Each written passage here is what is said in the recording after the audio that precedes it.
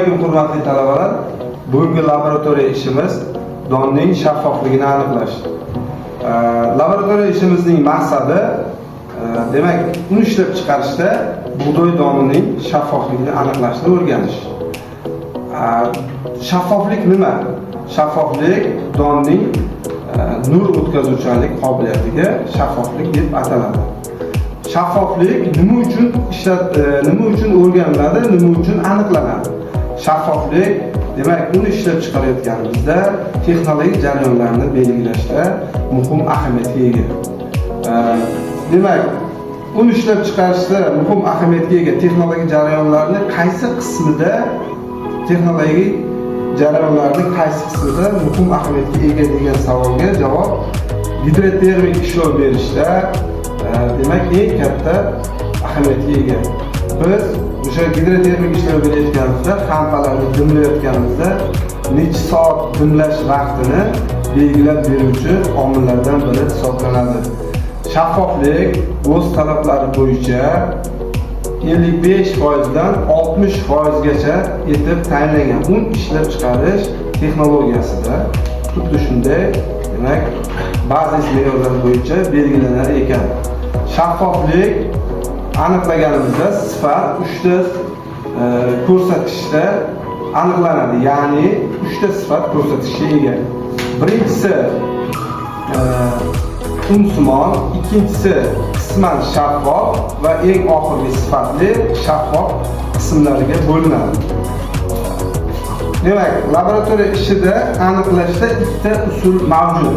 Birinchisi oddiy an'anaviy usul.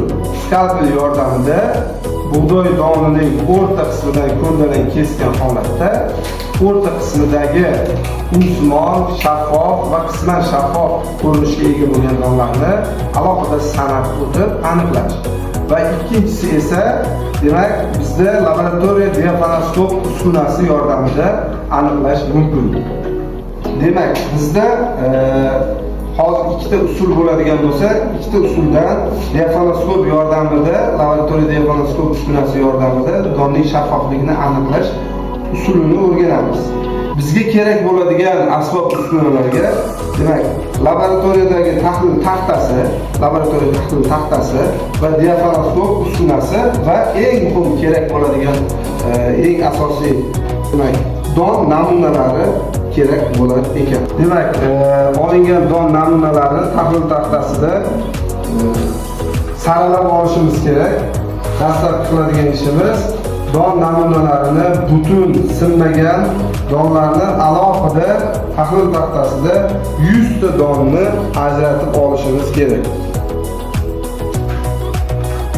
Demak, ajratib olingan butun donlarimizni demak diafanoskopning kasetasini yacheykalariga, ya'ni uyachalariga bitta joylashtiramiz.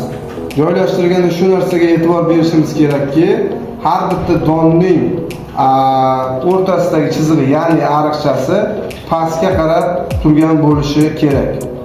Demak, olingan bug'doy namunalarini diafanoskop kasetasini uyachalariga joylashtirib chiqdik.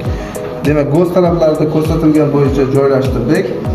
Ushbu diafanoskop uskunasiga demak